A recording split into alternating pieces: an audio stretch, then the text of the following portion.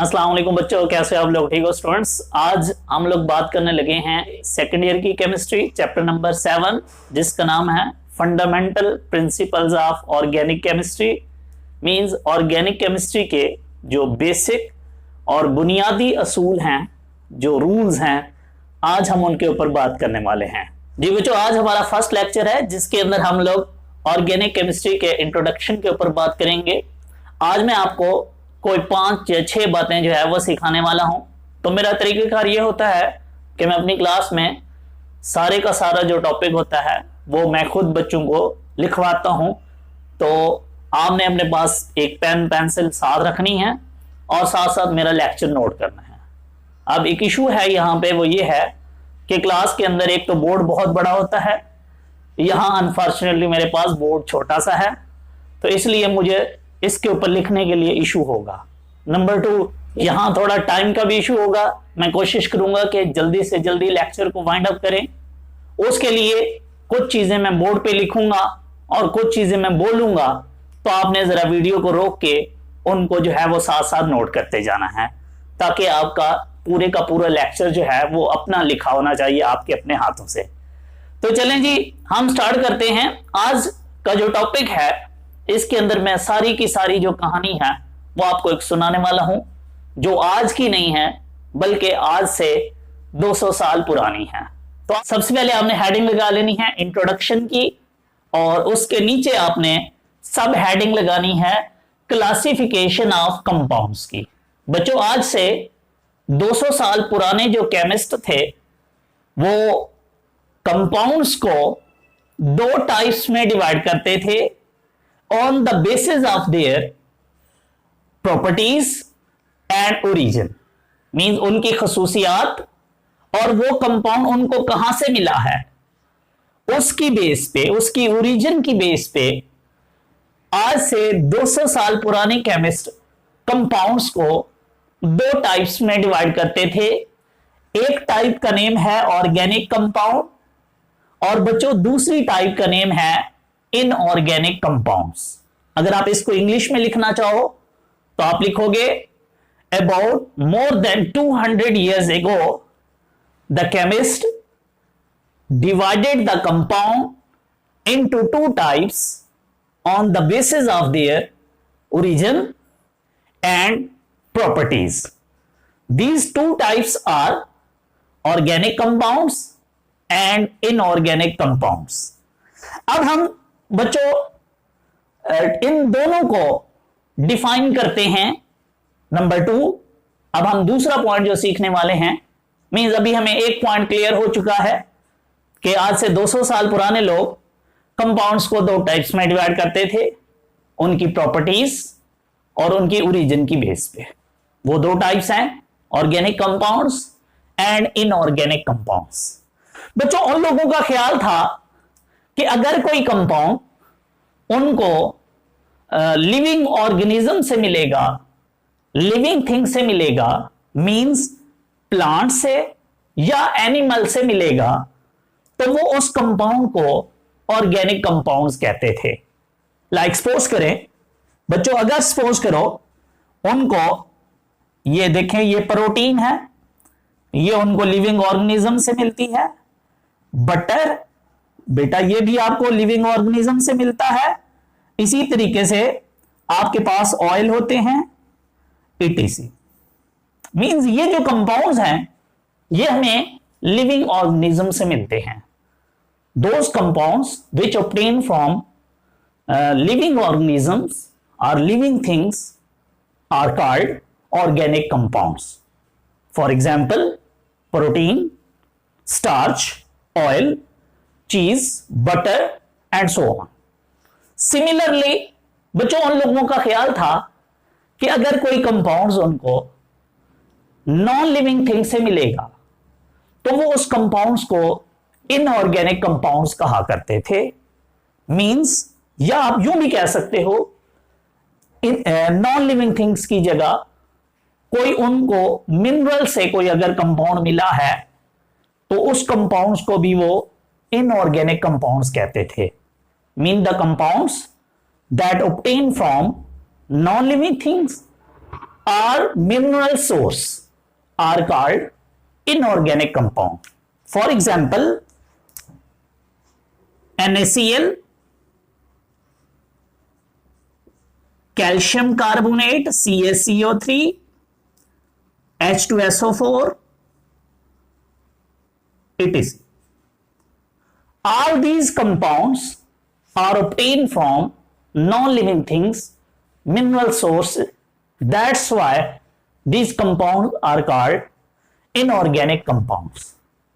Now we will discuss about the vital force theory. बच्चों अब हम लोग थर्ड पॉइंट पे आ चुके हैं. 2 पॉइंट हम लोग सीख चुके हैं और कंपाउंड्स की 2 टाइप्स हैं, ऑर्गेनिक, इनऑर्गेनिक.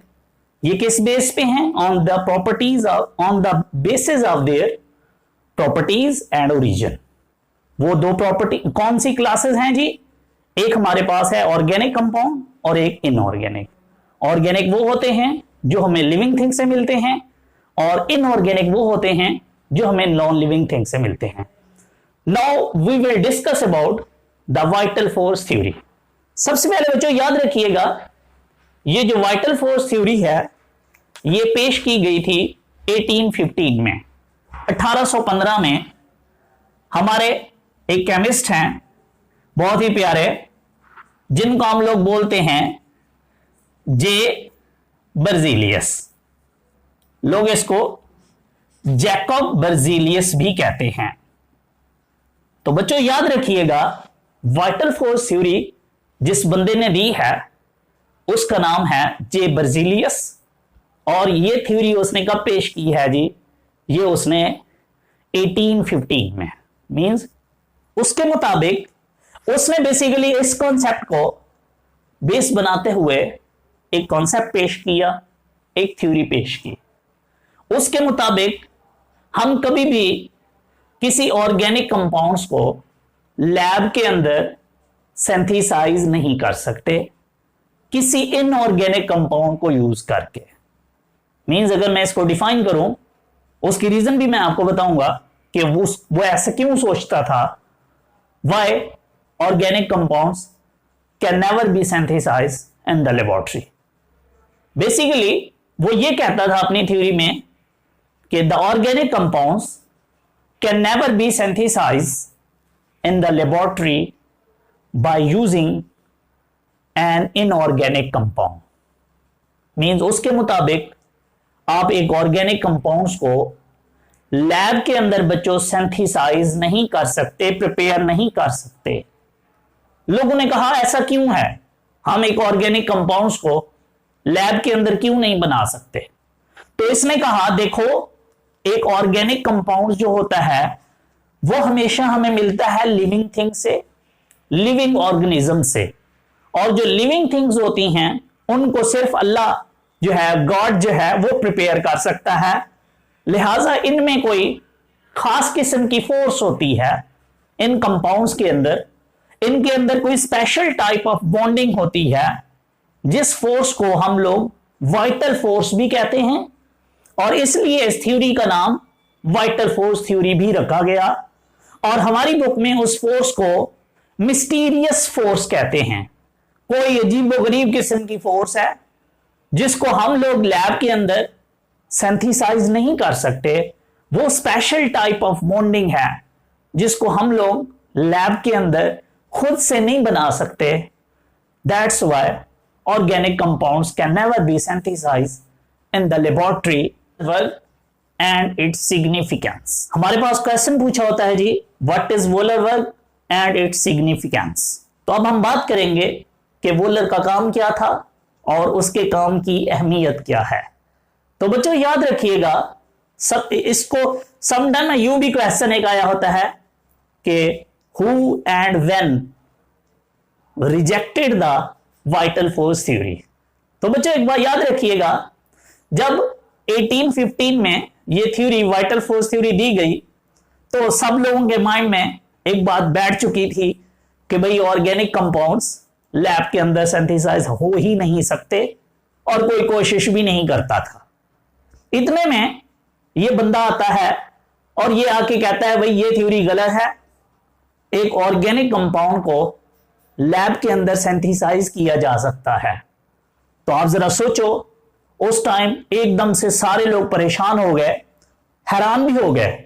उन्होंने कहा भी होगा डेफिनेटली इसको कि चल फिर कोई ऑर्गेनिक कंपाउंड बना के दिखा। तो बच्चों याद रखिएगा सबसे पहले कि जिस बंदे ने वाइटल फोर्स थ्योरी को गलत साबित किया, इस थ्योरी को रिजेक्ट किया, उसका नाम एफ वोलर है। हम उसे फ्रेडरिक वोलर भी कहते हैं। उसने ये कारनामा 1828 में सर अंजाम दिया। मींस हम यूं कह सकते हैं कि F volar rejected the vital force theory in 1828 and prepared the first organic compound in the laboratory which is called urea. तो बच्चों याद रखिएगा, इस बंदे का नाम एफ वोलर है। इसने वाइटल फोर्स थ्योरी 1828 में रिजेक्ट करके पहला ऑर्गेनिक कंपाउंड लैब के अंदर सिंथेसाइज करके दिखाया, प्रिपेयर करके दिखाया, जिसका नाम है यूरिया। बच्चों इसने सिंपली ये किया कि इसने एक इनऑर्गेनिक कंपाउंड लिया जिसका नाम है अमोनियम सायानेट, जो कि मोस्टली एनिमल का जो यूरिन होता है उसके अंदर मौजूद होता है। उस अमोनियम सायानेट को जब इस बंदे ने हीट किया तो बच्चों अमोनियम सायानेट जो है वो यूरिया के अंदर रीअरेंज हो गया कुछ इस तरीके से। ये देखो, ये है आपके पास अमोनियम सायानेट NH4CnO। इसको जब उसने हीट किया बच्चों,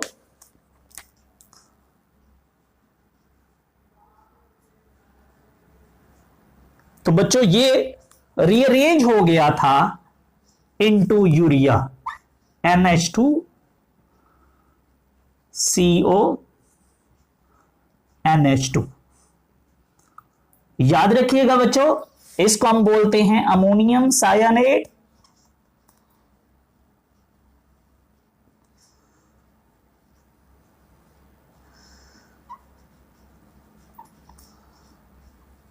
और इसको हम लोग बोलते हैं यूरिया।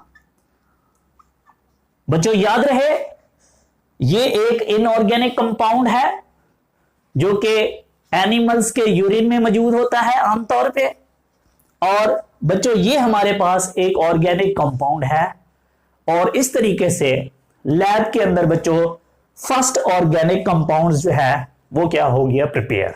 अब अगर हम इसकी सिग्निफिकेंस की बात करें तो बच्चों सिग्निफिकेंस की आप हेडिंग लगा के उसके नीचे लिखोगे कि जब पहला ऑर्गेनिक कंपाउंड्स लैब के अंदर सिंथेसाइज हो गया तो बच्चों सारे के सारे जो उस वक्त के केमिस्ट थे वो ऑर्गेनिक कंपाउंड्स को प्रिपेयर करने लग गए और मिलियंस ऑफ ऑर्गेनिक कंपाउंड्स जो है वो लैब के अंदर सिंथेसाइज किए गए। और nowadays we have, अल्हम्दुलिल्लाह, we have more than 10 million organic compounds that are used on the industrial scale for the preparation of many other useful products that are used for the welfare of mankind। बच्चों इंसानों की फलाह बहबूद के लिए, इंसानों के फायदे के लिए आज वो प्रोडक्ट यूज की जाती हैं जो in millions of organic compound से बनाई जाती हैं।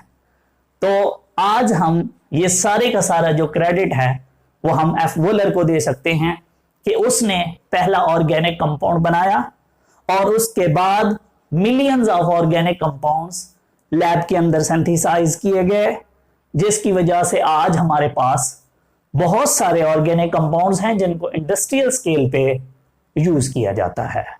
तो सिग्निफिकेंस में हम यूं लिख सकते हैं कि significance of volar work, after the preparation of urea, every chemist tried to prepare the organic compounds in the laboratory by using inorganic compound, and nowadays and prepare millions of organic compounds in the laboratory, and nowadays we have more than 10 million organic compounds which are used on the industrial scale for the preparation of many other useful products that are used on the industrial scale for the preparation of, for the welfare of mankind.